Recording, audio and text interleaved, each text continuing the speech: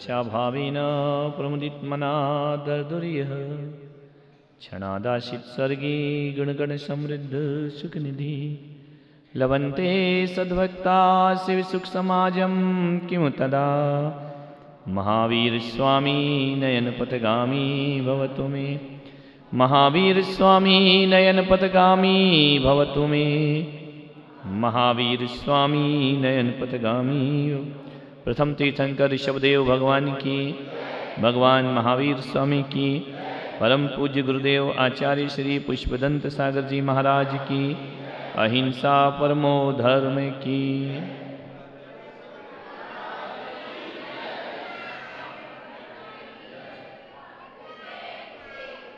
प्यारी प्यारी भव्यात्माओं, अभी एक कक्ष में बैठकर एक पुस्तक पढ़ रहा था। बड़ी अच्छी बात उसमें लिखी थी। किसी ने स्वामी विवेकानंद से पूछा कि जीवन जीने का ढंग कैसा होना चाहिए।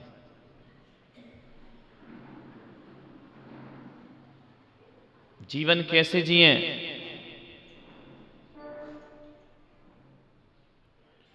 स्वामी जी ने कहा कि थोड़ी देर बैठो, मैं बताता हूं जीवन कैसे जिया जाता है। उनका एक भक्त आया, बहुत सारी मिठाइयां लाया, फल लेकर के आया, स्वामी जी के चरणों में रखा, उनको विनम्र प्रणाम किया। स्वामी जी ने फल की टोकरी ली, मिठाई की टोकरी ली और एक तरफ मुंह करके मिठाई खाने लगे और उस आदमी से कुछ नहीं बोला, ना हालचाल पूछे, ना नाम पूछा, उसकी दी हुई मिठाइयां खाने लगे। उस आदमी को बड़ा गुस्सा आया कि यार मेरे बारे में तो कुछ पूछा ही नहीं और मेरी मिठाई खा गए। जो लाया उससे कोई मतलब नहीं है, उन्हें केवल मिठाई से मतलब है, भोजन से मतलब है। उन्होंने फलाहार किया, मिठाई खाई और मेरा अपमान हो गया। मेरे बारे में देखा ही नहीं, निहारा ही नहीं, दृष्टि नहीं उठाई, कुछ नहीं पूछा। एक जब वो आदमी चला गया, बाहर गया, गुस्से में बड़ा बड़बड़ाता कि मिठाई खा ली और मुझसे मीठे शब्द भी नहीं बोले। जब वो चला गया तो स्वामी जी ने किसी आदमी से पूछा कि बताओ वो आदमी जा रहा था तो क्या बोल रहा था। अरे बोले वो तो बड़े गुस्से में था कि मेरी मिठाइयां खा ली, मेरे फल खा लिए, लेकिन मुझसे बोले नहीं, मुझे देखा नहीं, मुझे आशीर्वाद नहीं दिया, मेरी तरफ निगाहें भी नहीं उठाई। बहुत गुस्से में था वो तो, अब दोबारा कभी आपके दर्शन को आने वाला नहीं है। स्वामी जी ने कहा देखो ये ढंग तो अपना सही नहीं है, अब अपन दूसरा ढंग अपनाते हैं, है ना। ये वाली जिंदगी अच्छी नहीं है, जब जीने का तरीका ये अच्छा नहीं है कि आदमी आया, उसको देखा नहीं, बात नहीं की, चीत नहीं की, देखा नहीं, कुछ नहीं किया, उसका माल खाया और निकल गया। बोले ये जिंदगी का कोई ढंग सही नहीं है, दूसरा सोचो क्या करें। इतने में एक आदमी और चढ़ावा लेकर आया। स्वामी जी ने क्या किया कि जितना लाया था उसको तो बोला इसको फेंक दो वहां, और उससे इतनी मीठी मीठी बातें की, और क्या चल रहा है आजकल, कैसे हो, है ना, पत्नी कैसी है, धर्म ध्यान करते हो या नहीं, बच्चे क्या हैं, बड़ी अच्छी अच्छी बातें। ईश्वर का भी थोड़ा ध्यान करना चाहिए, घर गृहस्थी में फंसे हो, भगवान भी बहुत जरूरी है, भगवान का ध्यान कर लिया करो, बड़े सुखी रहोगे, बड़ा सुकून मिलता है धर्म करने से। बहुत मीठी मीठी बातें की। उस आदमी को भी गुस्सा आया कि यार बातें तो बड़ी मीठी मीठी कर रहे हैं और मेरी मिठाई उठा के एक तरफ फेंक दी। हटाओ इस मिठाई को, बोले इससे क्या लेना देना है, आओ अपन बात करते। पहला वाला क्यों भगा कि मिठाई का उपयोग किया, आदमी से बात नहीं की। दूसरे में उन्होंने कहा कि मिठाई हटाओ और आदमी से बात। बड़ी मीठी मीठी प्यारी प्यारी बातें की। जब वो आदमी बाहर जाने लगा तो स्वामी जी ने उस आदमी से पूछा कि वो जो आदमी गया है क्या बोल रहा है। बोले वो तो बड़ी गालियां बक रहा है यार, बातें तो बहुत मीठी मीठी करते हैं महाराज, लेकिन हमने जो दिया उस पर उनका ध्यान, उसको एक तरफ फेंक दिया। ये तो व्यवहारिकता नहीं, ये तो बैड मैनर्स है। यानी उसका मीठी बातें सुनने में मन नहीं लग रहा था, उसको वही दिख रहा था कि मेरी मिठाई की टोकरी उठा करके फेंक दी। बोले मां स्वामी जी, ये आदमी तो पहले वाले आदमी से भी ज्यादा गुस्सा हो गया कि इनके पास केवल बातें मीठी हैं, बाकी सम्मान करना नहीं जानते हैं। स्वामी जी ने कहा यार ये तरीका भी गलत है जीने का। ऐसे तुम्हारे घरों में स्थितियां होंगी, मेरे पास भी आते हैं दिन भर, महाराज तुम देखते नहीं हो, तुम बोलते नहीं हो, तुम अब एक अनार 100 बीमार। नहीं, आप आए, आप बोल रहे हैं, आप जायज है, लेकिन मैं जो बोल रहा हूं वही भी जायज है। इस कुर्सी पे आके बैठ के देखना कि 1000 लोग आते हैं, वो चाहते हम बोलें, हम बात करें, हमसे महाराज बातें करें। किस किस से करें यार बातें? कठिन है ना समस्या। मेरे साथ नहीं, ये सब महाराजों के साथ है। इसलिए जिनसे बातें कर लो, जिनको आशीर्वाद दे दो, जिनसे बोल लो, वो हमारे चेले हो। जिनसे नहीं बोला वो बड़बड़ाते जाता है ना कि अरे यार ये तो बेकार है, क्या मतलब, ये तो पैसे वाले को। अब पैसे से मुझे अभी एक बात बताओ, यदि मेरा पैसे वालों के घर आहार हो या किसी गरीब के घर आहार हो, खाऊंगा क्या मैं? बोलो, दाल रोटी सब्जी और क्या खाऊंगा? यही खाऊंगा ना। अमीर क्या खिलाएगा? हीरा मोती खिलाएगा क्या? है खिलाएगा तो मैं खा लूंगा क्या? मरना है क्या हीरे मोती खा के? अमीर भी दाल रोटी खिलाएगा, गरीब भी दाल रोटी खिलाएगा। आहार की प्रक्रिया वही हुआ करती है, जो ये बनाएगा वही वो बनाएगा। और अपने तो दिन ऐसे कि जहां जाओ 15-20 कटोरी तो मिल नहीं है, कहीं भी जाओ, अमीर के यहाँ जाओ या गरीब के यहाँ जाओ, उसमें कोई फर्क पड़ने वाला नहीं। वैसे ही उच्चासन देगा, वैसे ही पूजन करेगा, वैसे ही नमन करेगा। एक अमीर के घर में जाओ तो ऐसा थोड़ी है कि मैं उसके बहुत सुंदर चाइना से लाए हुए सोफे में जाके बैठ जाऊंगा। बैठना तो मुझे पट्टे पर ही जाकर है। विचार करिए, कोई अमीर आदमी है तो ऐसा भी नहीं है कि मैं जाके उसकी बहुत सुंदर डाइनिंग टेबल पर बैठ करके आहार कर लूंगा। आहार मुझे ऐसे ही करना है, खड़े खड़े करना है। लेकिन आदमी ये सोचता आता है, श्रावक हो, मन में आएंगी बातें। मैं आपको गलत नहीं बोल रहा हूं, आपकी जगह मैं होता तो मैं भी यही सोचता। लेकिन बात यह है कि किसकी कुंडली अब किससे मिल जाए, क्या कर सकते हो? अब किसी की हमसे मिलती है, किसी की नहीं मिलती है। जिसकी जिससे मिले मिल जाए। कहने का मतलब है किसी भी महाराज के भक्त रहो। मैं पुलक सागर कहता हूं, भक्त बनो, इसमें कल्याण तुम्हारा जरूर होगा। महाराज कोई से भी हो, क्या फर्क पड़ता है? ये महाराज वो महाराज, सबके एक से नेचर थोड़ी होते हैं। एक पिता के 4 लड़के हैं तो चारों का नेचर एक सा नहीं होता है। किसी को बड़े गंभीर महाराज पसंद है, किसी को बड़े चंचल महाराज पसंद है, किसी को मौन रहने वाले महाराज पसंद है, किसी को ज्यादा बोलने वाले महाराज पसंद है, किसी को ध्यान त्याग तपस्या वाले पसंद है, किसी को आनंद यात्रा वाले पसंद हैं। तो अब इसमें क्या कर, अपनी अपनी च्वाइस है। शादियों में नहीं देखते आप कितने आइटम लगते हैं शादी में? 20, 25, 30, कम बताए क्या? और लगते हैं 40, 50 आइटम लगते हैं। एक बात याद रखना, जब भी शादियों में जाओ तो सोच के मत जाना कि 50 आइटम तुम्हारे लिए लगे हैं, है ना। नहीं तो तुम सोचो ये सब हमारे लिए, सब निपटा जाए। वो शादी में जो 50 तरह के लोग आते हैं ना, 50 के स्वाद अलग अलग हैं। उनके चक्कर में इतनी सारी प्लेटें वहां पर लगाई जाती हैं, उनके चक्कर में इसने आए। लेकिन तुम तो ऐसे ऐसे जाते कि यार 50 मेरे लिए लगे हैं, तुम्हारे लिए नहीं लगे। सबकी अपनी अपनी चॉइस, अपना अपना स्वाद, अपना अपना टेस्ट हुआ करता है। किसी को मीठा खाना, किसी को नमकीन खाना, किसी को पूरी खाना, किसी को पराठे खाना, किसी को रोटी खाना। वो सबके मन का मिल गया तो कहते यार शादी में मजा आ गया है। तुमको दूल्हा दुल्हन से थोड़ी मतलब है, वो कैसे भी हो, अपने को क्या लेना देना है। अपने को तो ये बताओ भोजन कैसा था। कोई भी कार्यक्रम की सफलता 2 चीजों से होती है। एक तो रहने की व्यवस्था बाहर वालों की कैसी है, और भोजन व्यवस्था। बाहर वाला कुछ नहीं देखता, वो यही देखता कि हमें खाना कैसा खिलाया और हमें रहने को स्थान कैसा दिया। वो 2 चीजें अच्छी हो गई तो तुम्हारा कार्यक्रम सफल हो गया। क्या अपन भी जाते हैं बाहर तो क्या देखते हैं भाई, अपना जुगाड़ कैसा है, क्या खाएंगे। तो स्वामी जी ने कहा कि भाई ये वाली शैली भी अच्छी नहीं है। एक का उपहार ले लिया, बात नहीं की तो वो नाराज हो गया। एक से बात की लेकिन उपहार का अपमान कर दिया, वो भी नाराज हो गया। जीवन कैसे जिए? स्वामी जी ने कहा आने दो तीसरा आदमी, फिर देखते हैं, नई सोच लगाते हैं। तीसरा आया, फल लेकर के स्वामी जी ने सामने फल रखे। फल को क्या किया, एक प्लेट में निकलवाया और फल खाने लगे। जो लेकर आया था उससे कहा तू भी फल खा, उसको भी खिलाया, इन्होंने भी खाया और बड़ी प्यारी प्यारी बातें की कि देखो जीवन कैसा होता है, जीवन कैसे जीना चाहिए, संकट जीवन में आते हैं उनसे कैसे संघर्ष में हमें जीना है। धर्म ध्यान करो, प्रभु का ध्यान करो, भगवान की भक्ति करो, 24 घंटे में कम से कम 24 मिनट तो भगवान का नाम लो। इतना उन्होंने समझाया। उनने भी फल खाया और सामने वाले को भी फल खिलाया। वो बड़ा प्रणाम करके निकल के नमस्कार करके लौट करके गया।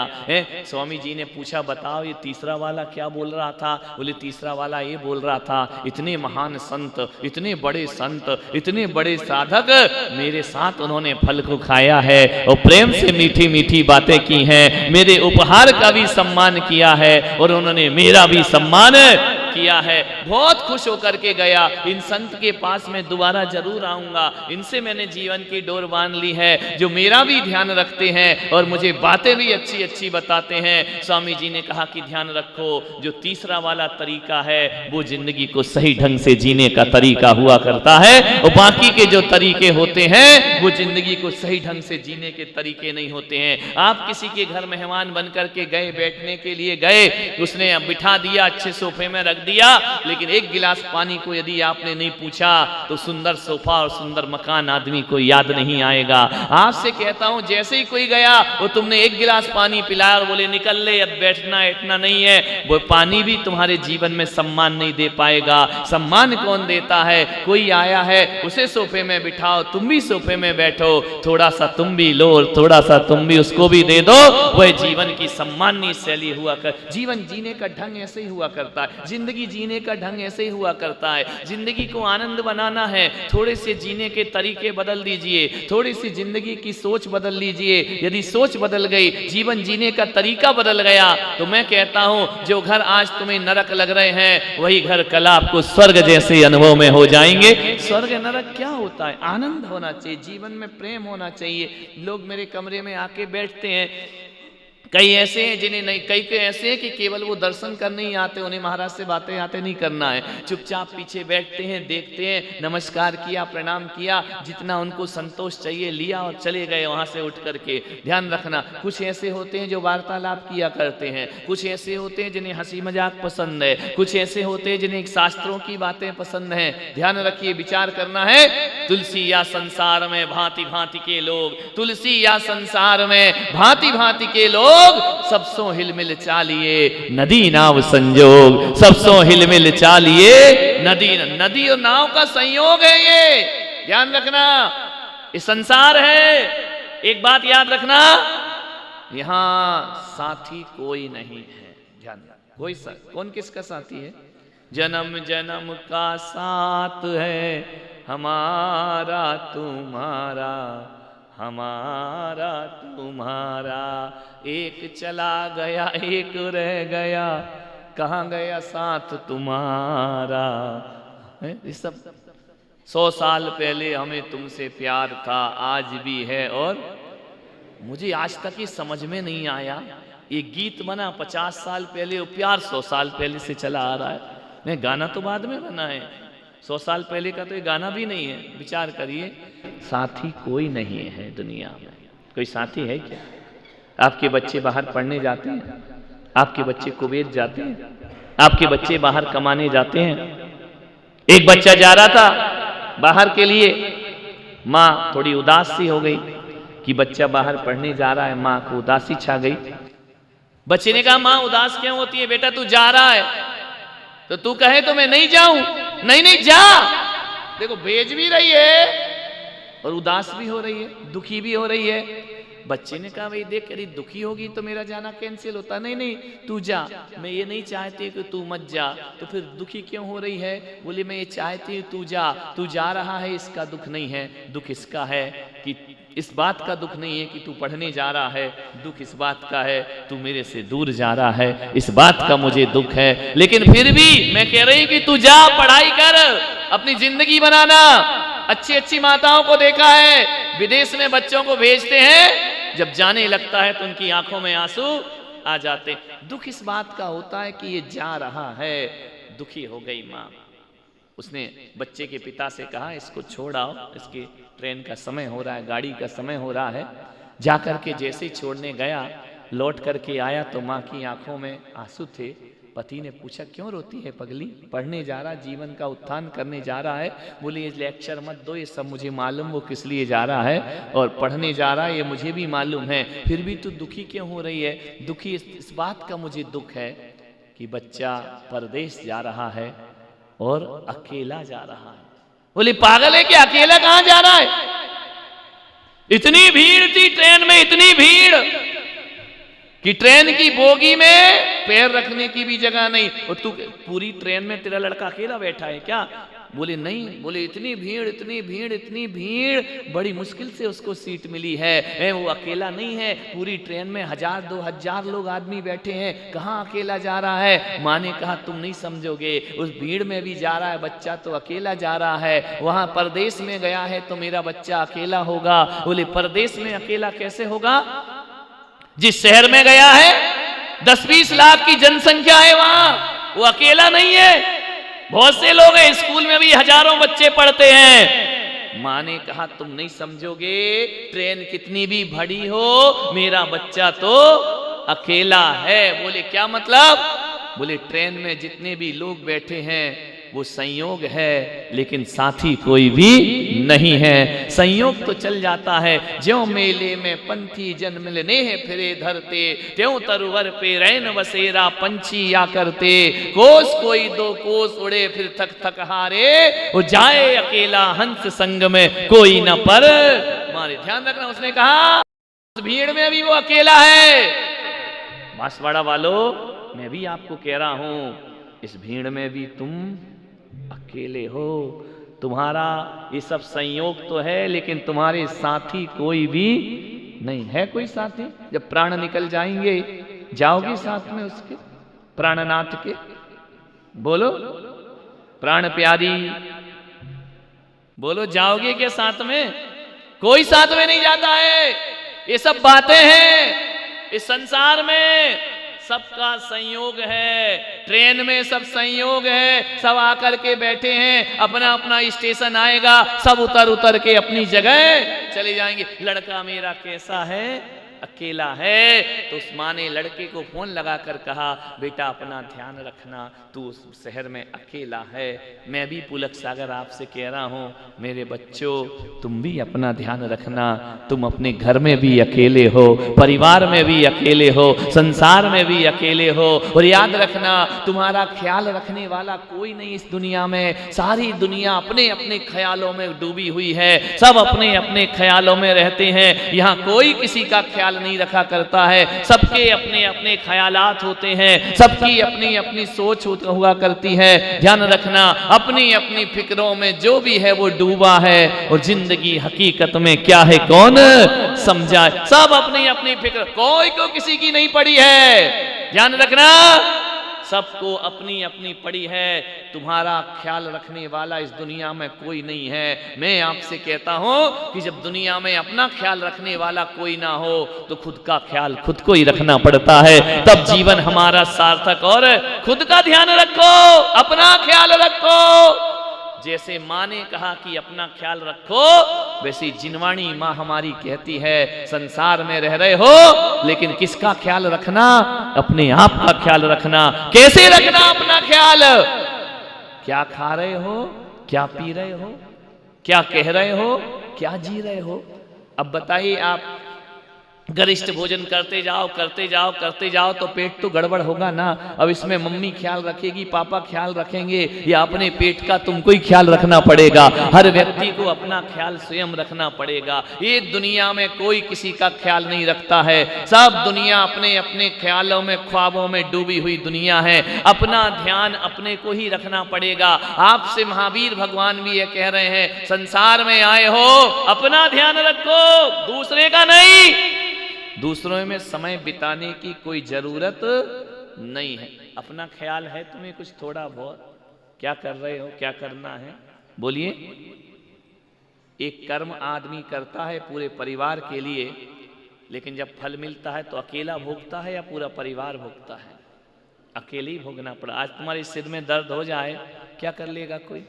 आके बोलेंगे ना, कोई दवाई ले लो, लाओ बाम लगा देते हैं, लाओ ये दुनिया भर के सेंसर आते हैं वो लगा देते हैं, सब लगा देंगे। कोई भी एक आके ऐसा कहेगा अपना सिर दर्द मुझे दे दे, वो कह रहा है तो समझना वो झूठ बोल रहा है। ध्यान रखना, उसको लेना मेना कुछ नहीं है, कोई मतलब नहीं, बातें ही कर रहा है। ध्यान रखना, अपना दर्द तो आदमी को खुद ही भोगना पड़ता है।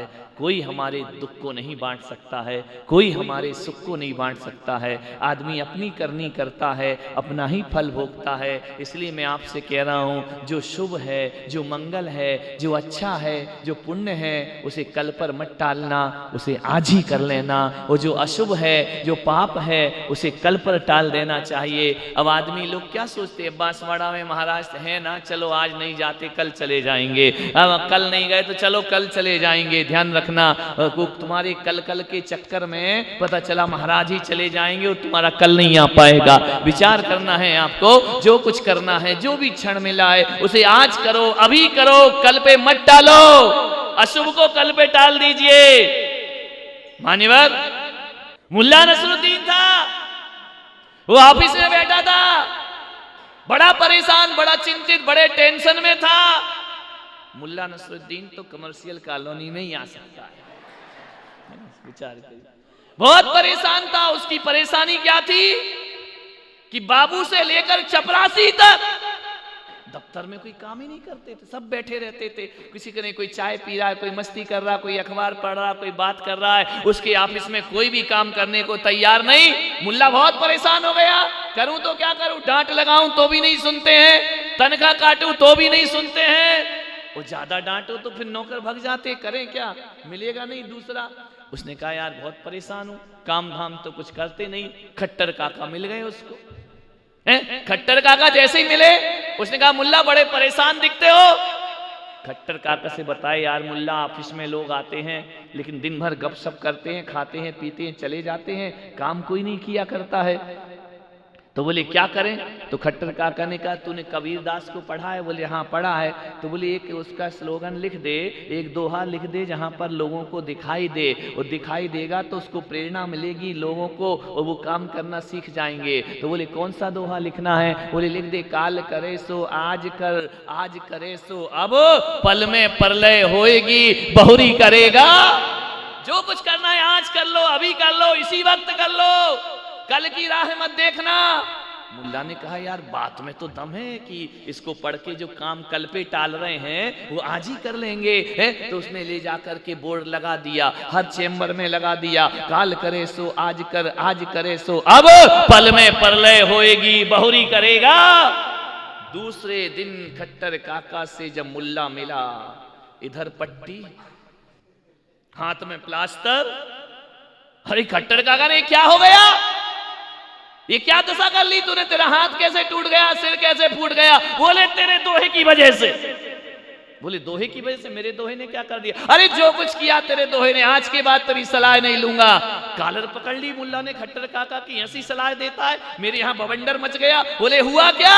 अरे बोले क्या हुआ, तेरे दोहे ने मुझे बर्बाद कर दिया।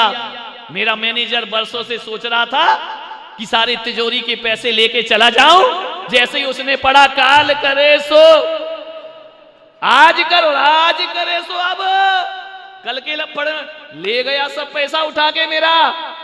तो बोले तेरे हाथ पैर कैसे टूट गए? बोले मेरा चपरासी भी कई दिनों से सोच रहा था यार इसकी टुकाई करना है।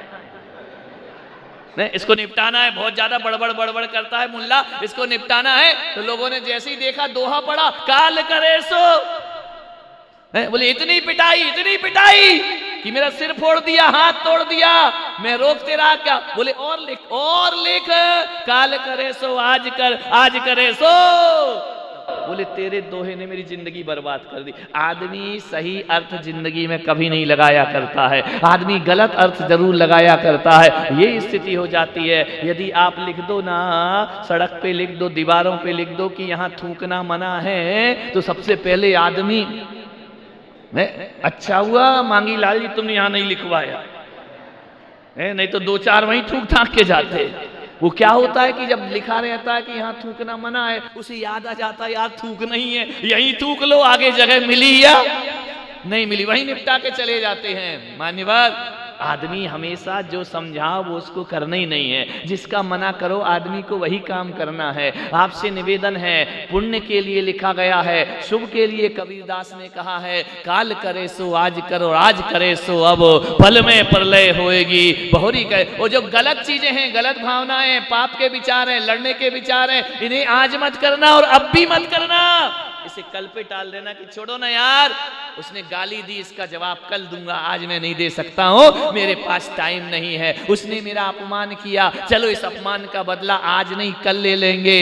लेकिन तुम लोग ऐसे हो, उधर गाली दी नहीं हो तुमने, 2-4 वापिस की नहीं, तुरंत लौटाते। अरे गाली नहीं, गुस्सा भी उठ जाता है तुम्हारा। विचार करिए, सोचना है, जो अशुभ है उसे कल पर टाल दो, और जो शुभ है उसे आज। और जब कोई अशुभ विचार मन में आए, किसी को मारने के, पीटने के, लूटने के, अशुभ काम करने के विचार आए, इतना मेरा दोहा कबीर ने लिख दिया, काल करे सो आज करे सो अब, पल में प्रलय होएगी बहुरी करेगा कब। एक दोहा मैंने भी लिखा है, ये शुभ काम के लिए कबीर की बात मानना, अशुभ काम हो तो पुलक सागर की बात मानना। एक दोहा मैंने ऐसा लिखा है कि आज करे सो काल करो, काल करे तो परसों, काल आज करे, काल अभी करे सो आज करे सो काल कर, काल करे तो परसों।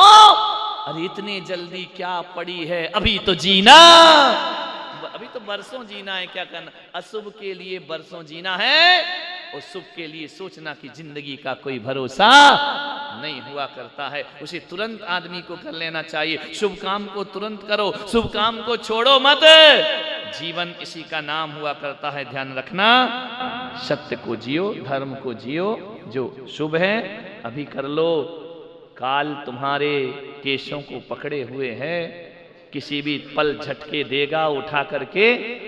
इतने दृश्य देखते हैं अपन, फिर भी अपने जीवन में परिवर्तन नहीं आता है। कल तक हंस रहा था, बोल रहा था, नाच रहा था, गा रहा था, घंटे भर बाद देखो तो दुनिया से चला जाता है आदमी। विचार करिए, अब्दुल कलाम कहाँ एक विद्यालय में उपदेश करने के लिए, भाषण करने के लिए गए, बड़ी अच्छी जीने की कला सिखा रहे थे, सिखाते ही सिखाते अटैक पड़ा, खड़े खड़े जमीन पर गिर जाते हैं और मौत हो जाया करती है। जीवन की कला सिखाने वाला मृत्यु के मुंह में चला जाया करता है। जिंदगी का कोई भरोसा नहीं हुआ करता है, इसलिए जिंदगी को समझने का प्रयास करो। दुकानदारी में ज्यादा चिंता है, नोट कमाने की ज्यादा चिंता है, कमाओ, मैं उसके लिए मना नहीं कर रहा हूं, लेकिन आपसे निवेदन कर रहा हूं, सुबह से शाम में 24 घंटे में 24 मिनट धर्म ध्यान किया करो। मंदिर के सामने घर हो और अभिषेक नहीं करे आदमी, पूजा नहीं करे, मंदिर के पड़ोस में रहे भगवान का अभिषेक नहीं करे, किस काम की वह जिंदगी हुआ करती है? अरे जिन्हें करना है वह तो दूर दूर से आकर भगवान का अभिषेक किया करते हैं। समाज में सबसे बड़ी दुर्घटना ये हो गई कि ज्ञान की बातें ज्यादा होने लगी हैं, ज्ञान के तर्क ज्यादा होने लगे हैं। इतने तर्क होते, अरे भगवान को जल डाल दिया तो क्या हो जाएगा, भगवान को चावल चढ़ाने से क्या हो जाएगा। ये तर्क जब से आ गए हैं, जब से आदमी ये गहरी गहरी बातें करने लगा है, फोकट की बातें करने लगा है, तब से आदमी क्रियाओं से छूट गया है। ध्यान रखिए, मैं पुलक सागर कहता हूं, अंतरंग की बातें, आत्मा की बातें, गहराई की बातें ये श्रावक के करने की नहीं, ये संतों के करने की हुआ करती हैं। आपका कर्म तो इतना ही होता है, अरहत भक्ति करो, प्रभु की भक्ति करो, प्रभु का ध्यान करो। 16 कारण भावनाओं में ज्ञान की बातें कहीं नहीं आई हैं। बस इतना ही लिखा हुआ है, जो अरहंत भगत निज जाने, सो जन विषय कसाए न जाने। श्रावक हो, श्रावक का काम है भगवान की भक्ति करना, भगवान की पूजा करना। लेकिन दुख इस बात का है कि आज सब उल्टा हो रहा है।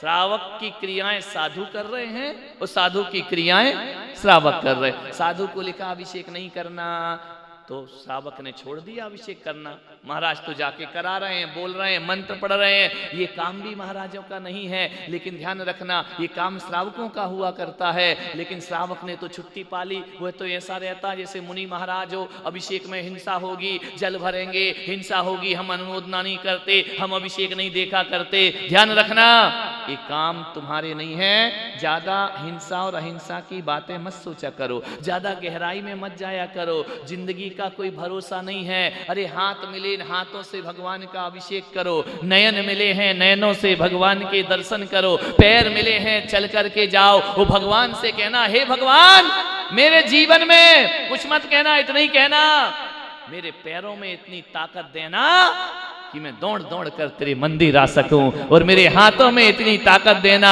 इन हाथों से तेरा अभिषेक कर सकूं। हे भगवान मेरी आंखों की रोशनी कम मत करना, मैं इन रोशनी से तेरी प्रतिमा का दर्शन कर सकूं। जीवन के अंत समय में तो जीवन सार्थक होगा, दौड़ दौड़ के मंदिर जा सकूं। इतनी ताकत मुझे प्रदान करिए, इतना सामर्थ्य मुझे प्रदान करिए। ध्यान रखना, अरहंत भगवान की भक्ति करिए, सिद्ध भगवान की भक्ति करिए।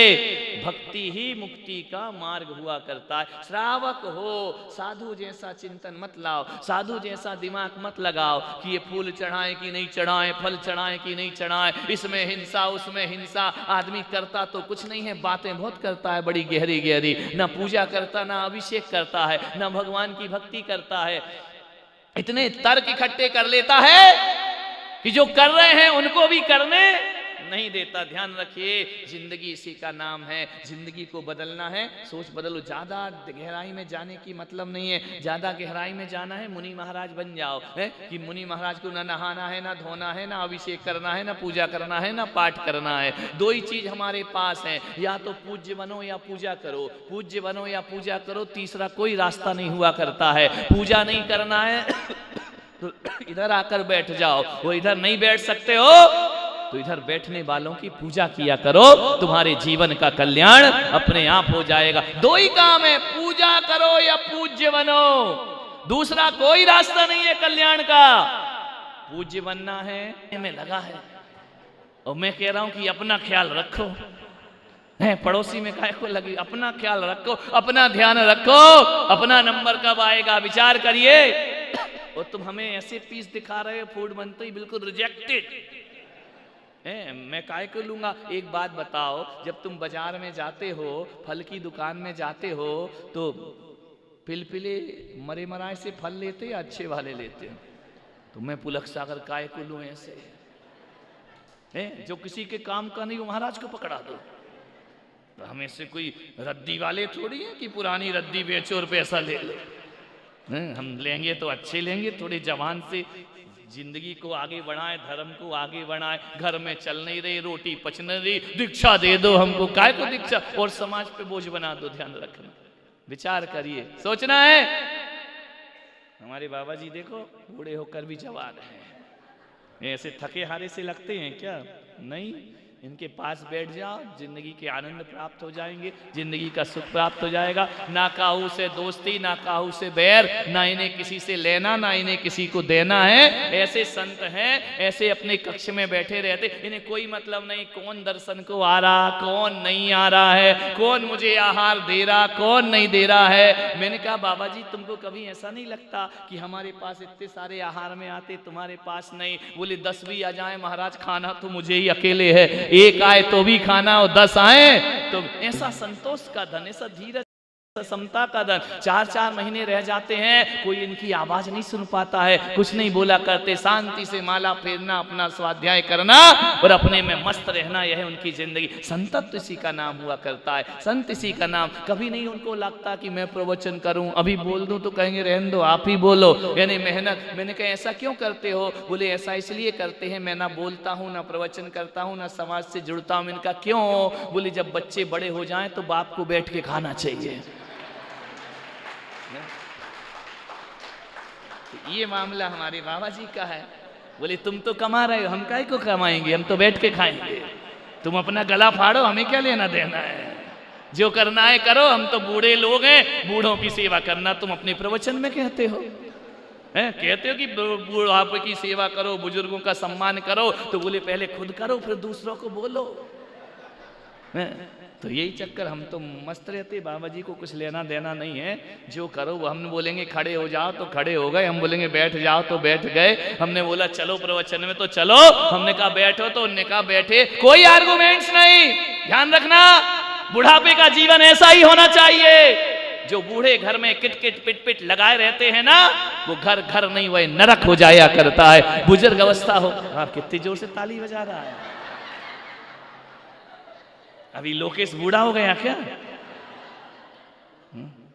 कितनी जल्दी जल्दी ताली बजा रहे हैं, युवा ज्यादा बजाते हैं। ध्यान रखना, ज्यों ज्यों उम्र बढ़े त्यों तो ईश्वर से प्रेम भी बढ़ना चाहिए, परमात्मा से प्रेम बढ़ना चाहिए।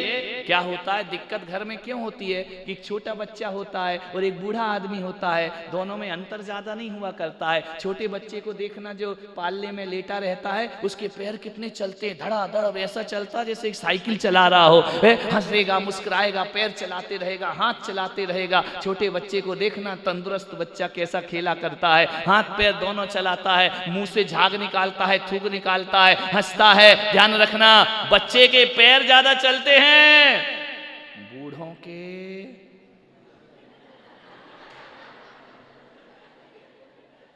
बच्चों के पैर ज्यादा चलते, बूढ़ों की जुबान ज्यादा चलती।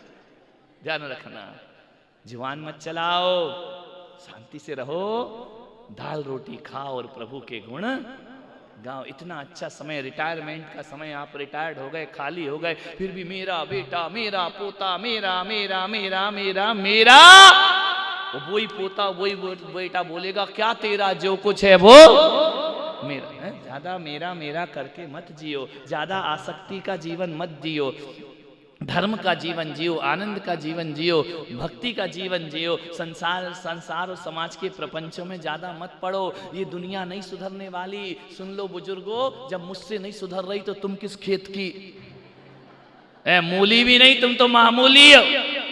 जब हमसे नहीं सुधर रही ये दुनिया, तो अपने से कहां सुधरने वाली है। आनंद के साथ जीने का प्रयास करो, जीवन में धन्यता को प्राप्त करो। संत दिख जाएं, गदगद हो जाए, गुणी जनों को देख हृदय में मेरे प्रेम उमड़ आवे, वो बने जहां तक उनकी सेवा करके यह मन। एक बात बताओ, साधुओं की सेवा करके सुख पाते हो या दुख ज्यादा पाते हो? दुख। देखो, ईमानदारी से करोगे सुख के लिए तो सुख पाओगे, राजनीति से करोगे तो पक्का दुख पाओगे। हैं क्या मतलब है, अरे इतना कर करके मर गए, इतना महाराज के लिए किया, सब कुछ किया, महाराज ने कुछ नहीं किया, हमारे चौके तक में नहीं आए। दत्त तेरे की। एक बात याद रखना, भावना भवनाशनी। आपने चौका लगाया, संत आए या ना आए, आपको आहार दान का पुण्य जरूर लगा करता है। आए या ना आए कोई फर्क नहीं पड़ता है, संत आ जाए अच्छी बात है, नहीं आए वो ध्यान रखना, जिसके यहां जितने जल्दी गए जीतू, उसका पुण्य उतना ही हुआ, बाकी का खत्म। और जिसके यहां जितना लेट जाएंगे उतने देर तक वो महाराज का इंतजार करेगा, 4 दिन तक असंख्य पुण्य का बंद करेगा। संत मेरे घर में आएंगे, संत के बहाने उसके घर में शुद्ध भोजन बनेगा। हमारा चौमासा भिंड में हो रहा था, गुरुजी के साथ थे हम अपने भिंड में। 10 पिच्छी थी हमारे गुरुजी की, 10 पिच्छी के मालूम है, यहाँ तो 4 ही लग रहे, 80-80 चौके लगा करते थे। 10 पिच्छी में 80, भिंड में पहली बार हुआ 80-80 चौके। एक आदमी था 4 महीने, उसके घर अब चौके 80-90, महाराज 10, बाकी तो खाली जाएंगे ना। एक श्रावक बैठा था, दीपावली का दिन था, महाराज के बिहार का समय था। आचार्य श्री के कमरे में आकर बैठा। आचार्य श्री ने कहा और कैसे हो? बोले बड़े आनंद में हूँ महाराज, चौका लगाया। बोले महाराज 4 महीने चौके लगाए। बोले कौन आया? बोले कोई नहीं। अब सोचिए 4 महीने में एक भी ब्रह्मचारी भी नहीं गया, एलक सुलक तो छोड़ो, कोई उसके घर में नहीं गया। तो महाराज ने कहा कि भाई जब तेरे यहाँ कोई नहीं आ रहा था तो चौका बंद कर देता। बोले चौका बंद नहीं करता, चौका बंद कर देता तो मेरे पुण्य का द्वार बंद हो जाता, मेरे सौभाग्य का द्वार बंद हो जाता। मैंने कहा नहीं आ रहे हैं मत आए महाराज, मैं खुश हूं, आपसे कोई शिकायत नहीं है मुझे। बोले क्या मतलब? बोले यदि आप पहले दिन आ जाते तो चौमासा हमारा चौमासा नहीं रहता। 4 महीने कोई नहीं आए, 4 महीने चौका लगाया, हमारे पूरे परिवार ने शुद्ध भोजन किया, हमारा चातुर्मास सार्थक और सफल हो गया। चातुर्मास का अर्थ महाराज का चौमासा नहीं है, मेरे चौके की शुद्धि हो गई, मेरे परिवार में आलू प्याज नहीं आया 4 महीने। क्यों? महाराज का चौका है, आलू प्याज नहीं बनेगा, अभक्ष नहीं बनेगा, हमारे घर में शुद्ध भोजन खाया। महाराज जिनसे यहाँ आहार हो गए उनका बोले मैं कुछ नहीं कह सकता हूं, मेरे यहाँ आहार नहीं हुए, 4 महीने मैंने 16 का भोजन किया है। महाराज चातुर्मास तुम्हारा नहीं, चातुर्मास हमारा हो चुका है, हमारा जीवन धन्य। लेकिन तुम तो ऐसे रोने लगते हो कि जैसे वर्ल्ड कप हार गए हो। अरे यार नहीं, 2 दिन हो गए, क्या हुआ? बोले 3 दिन से लगा रहे, आ ही नहीं रहे हैं। ऐसा इससे पाप का बंद हुआ करता है, ध्यान रखना। जितने लेट आएंगे उतना पुण्य का बंद हुआ करता है, उतना पुण्य का आश्रव। जीतू तो लगा लगू के फाइल निपटा के मस्त बैठे हैं, क्या करना है? बोले छोड़ो क्या करना है, तो दूसरे ही दिन चौका बंद।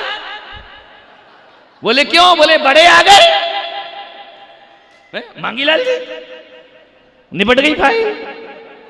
अच्छा चल, विचार करिए आप, चौका लगाने का मतलब ये नहीं होता है कि आहार कराना, चौका लगाने का मतलब होता है पुण्य कमाना। ध्यान रखना, जीवन को पुण्य में परिवर्तित कर देना। पूरे बच्चे, पूरा परिवार एक ही चिंतन रहता, कल आएंगे महाराज, कल आएंगे महाराज, कल आएंगे महाराज। एक जगह मेरा आहार हुआ, सूरत में मेरा चतुर्मास था, एक जगह आहार हुआ, मम्मी लेकर आई छोटे से बच्चे को, बोली महाराज आज तो मजा आ गया। मैंने कहा क्या मजा आ गया? बोले आज मेरे बच्चे ने कह रखा था आज महाराज ही आएंगे, अपने चौके में आएंगे।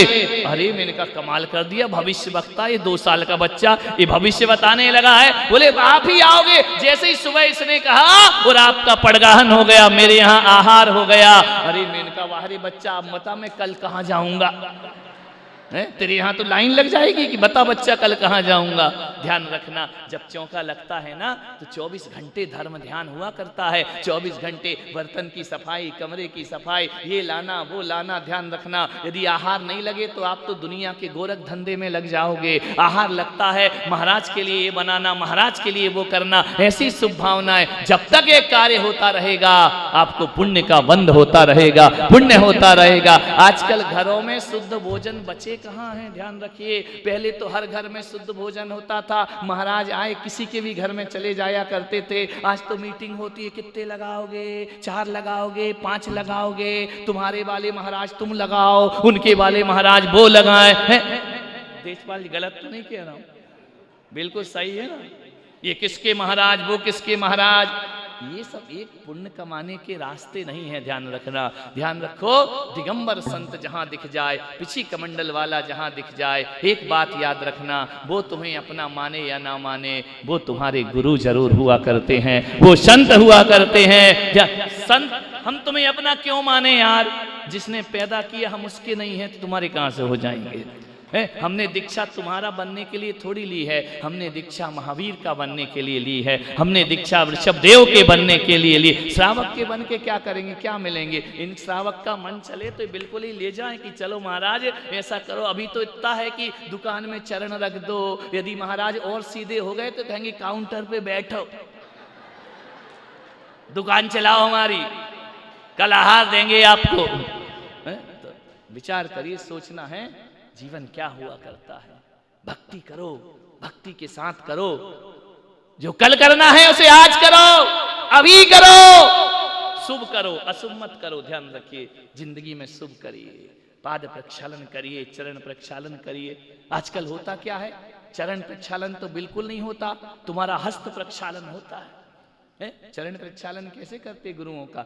कलश लीजिए, वो चरणाभिषेक हुआ करता है, अभिषेक करके धाराएं दीजिए। मेरे कमरे में आते थाली वाली लेकर के, दूध लेकर, पानी लेकर, सब आते। दूध वाला भी आता है, पानी वाला भी आता है, दोनों आता है। अपने यहाँ तो सब चलता है। दूध वाला दूध लेके आता है, मैं समझ जाता हूँ कि दूध वाला, तुम्हारे यहाँ सुबह से कौन आता है? दूध वाला या पानी वाला आएगा या दूध वाला आएगा, दो ही आएंगे, दो ही अपनी समाज, एक पानी वाली और एक दूध वाली। मैं कहता हूं दोनों मिला दो। तो दूध जो है, दूध जब पाद प्रक्षालन करो, दूध डाल दिया, पानी डाल दिया, अब दूध पाचक हो गया। ज्यादा गाढ़ा दूध भी अपथ हुआ करता है, ध्यान रखिए, उसमें पानी मिला जाना चाहिए। तो मेरे चरणों में आके 20 भी मिल जाए और 30 भी मिल जाए तो मेरे लिए वह पूजा सार्थक और सफल हो जाया करती है। अपने को क्या लेना देना है? पाद प्रक्षालन करो तो कैसे पाद प्रक्षालन होना चाहिए, किस तरह से करना चाहिए? ऐसे कलश लेकर के चरणों की धारा छोड़ना चाहिए। अब होता क्या, वो धारा छोड़ रहा, दूसरा हाथ से रगड़ रहा है। पाद प्रक्षालन लिखा, पाद रगड़न लिखा है क्या? ऐसे रगड़ा और दूसरा उसके हाथ में पानी डाल रहा है। अब उसके हाथ का धुला हुआ मेरे पैर में आ रहा है, उसको कह रहे गंदोदर। वो तेजपाल जी ऐसे लगा रहे हैं, दूध की नाक से भी जा रहा है। ऐसा लिया, अरे आज तो गंदोदक ऐसे लगाए जैसे फेयर एंड लवली लगा रहे हैं। मैंने कहा तेजपाल जी अब चमक के क्या करोगे, बहुत चमक ली है जिंदगी में।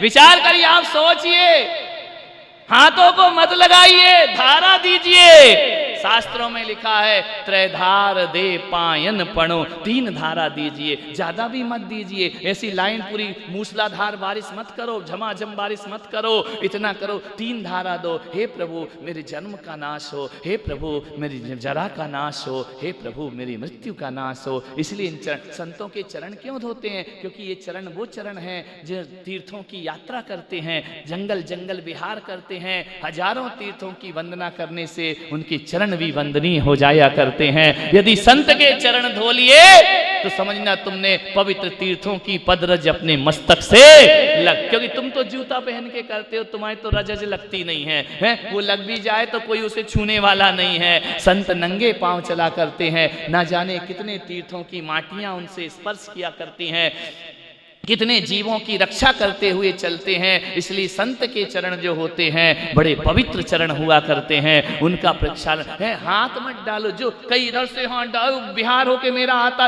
एक पीछे से हाथ डाल रहा है। अरे मैंने कहा तू कर क्या रिया है यार? बोले पाद प्रक्षालन। मैंने कहा जान ले मेरी, मुझे गिराई दे नीचे जमीन पे। ऐसा पद प्रक्षालन होता है। थाली रखो, उस पे धारा छोड़ो, 3 धारा, हाथ माथ मत लगाओ। जब महाराज चरण हटा लें फिर हाथ लगा के लिखिए। लिखा है गंदोदक कैसा होना चाहिए? निर्मलम निर्मलीकरणम पवित्रम पाप। अब वो निर्मल बचा, तुम्हारे हाथ का धोया हुआ मेरे पैर में आ रहा, वो काय का निर्मल बचा है? दूसरे ने भी हाथ लगा दिया, तीसरे ने भी लगा दिया। नहीं मेरे भाई, वह निर्मलता नहीं हुआ करती, तो अपवित्र हो गया है। वो जल पवित्र नहीं है। केवल संत चरण का लगाना है, उसके हाथ का धोवन अपने मस्तक पे लगाना है। धार दीजिए निर्मलता का प्रतीक। जब तक गंदोदक निर्मल नहीं होगा तब तक वो तुम्हें निर्मल करने वाला नहीं है। केसर आए ऐसे लगा रहे जैसे लड़की को हल्दी लगा रहे हैं। हर चीज का विवेक जीवन में होना चाहिए। केसर कहाँ लगाई जाती? एक आया मेरी 10 उंगलियों में लगा गया, टप टप टप टप टप। मैंने कहा सड़क पे जाऊंगा तो कहेगा ये कौन आई काली माई दिया जलाई? ऐसा केसर लगाया जाता है क्या? केसर क्यों? चलो इतने लोग केसर लगाते, क्यों लगाते केसर? भगवान के चरणों में केसर क्यों लगाते? मुनिराज के चरणों में केसर क्यों लगाया जाता है? जो लगाते उनसे बात करो, जो नहीं लगाते उनका चैप्टर है ही नहीं, उनकी हमारी दोस्ती अलग तरह की है। पूछ लिया जाए कि क्यों लगाते हैं? इसलिए केसर लगाई जाती है। केवल अंगूठे में लगाने का उपदेश है। तुम सारी उंगलियों में मेहंदी लगा देते हो कि चलो भाई ये शादी होने वाली है, ऐसे थोड़ी लगाया जाता है। अंगूठे में नख पर केसर लगाया जाता है। क्यों लगाया जाता है केसर? क्योंकि केसर जो होता है वह चरण रज हुआ करती है और उस रज को हमें अपने मस्तक पे लगाना है। इसलिए भगवान के चरणों में केसर लगाई जाती है, संत के चरणों में केसर लगाई जाती है। कोई रास्ते की धूल थोड़ी लगाना है अपने को पोंछ पांछ के, अरे धूल नहीं लगाना सड़क की। केसर लगाया और अपन ने कहा तेरे चरणों की धूल बाबा चंदन गुलाल बने। और जिसने भी लगाई मस्तक उसकी तकदीर चंदन गुलाल लिखा है। गुलाल यानी धोली वाली नहीं तुम होली की गुलाल लाके लगा दो। ध्यान रखना, महाराज के गुरु उनका वो पढ़िए, जयोदय महाकाव्य ग्रंथ पढ़िए, उनमें उन्होंने लिखा है जय कुमार भगवान के चरणों में केसर लगा करके अपने मस्तक पर तिलक किया करते थे। कौन लिख रहा है? आचार्य विद्यासागर जी के गुरु आचार्य ज्ञान सागर जी महाराज ने लिखा है कि केसर लगाकर मस्तक पर धारण। पढ़ लेना वो ग्रंथ, मेरे पास मैं बता दूंगा कहाँ लिखा हुआ है। तो 13 और 20 के लफड़े में मत पड़ो, भावनाओं को देखने का प्रयास करिए। भावनाएं क्या हुआ करती हैं? भावना तो यही है, चरण रज मेरे मस्तक पर आए। ध्यान रखना, विवेक के साथ अपने जीवन का काम करिए। विवेक से करोगे तो जीवन का कल्याण होगा। वो जो शुभ है, जो अच्छा है, उसे आज करो। जो अशुभ है, जो बुरा है, जो पाप है, उसे कल। पिक्चर जाने का मन हो, छोड़ो ना, कल चले जाएंगे, कोई दिक्कत नहीं है। मंदिर जाने का मन तो कहते छोड़ो, कल चले जाएंगे। मंदिर जाने का मन हो तो सबसे पहले मंदिर जाना चाहिए। माला फेरने का मन हो तो सबसे पहले माला फेरना चाहिए। जो हमारे जीवन का कल्याण हुआ करता है, उस कल्याण को जीने का करें, जीवन में आनंद प्राप्त होगा। और यही मैं कह रहा हूं कि हमें जीवन किस ढंग से जीना है। खुद खाओ, दूसरों को खिलाओ, ईश्वर को याद रखो। इसके अलावा जीने का कोई तरीका नहीं हुआ करता है। हम बांट करके खाएंगे तो जीवन हमारा एकता के साथ प्रेम से चलेगा। आप सबने सुना है, अनुग्रहित हूँ। जा वाणी के ज्ञान से सुझे लोकालोक।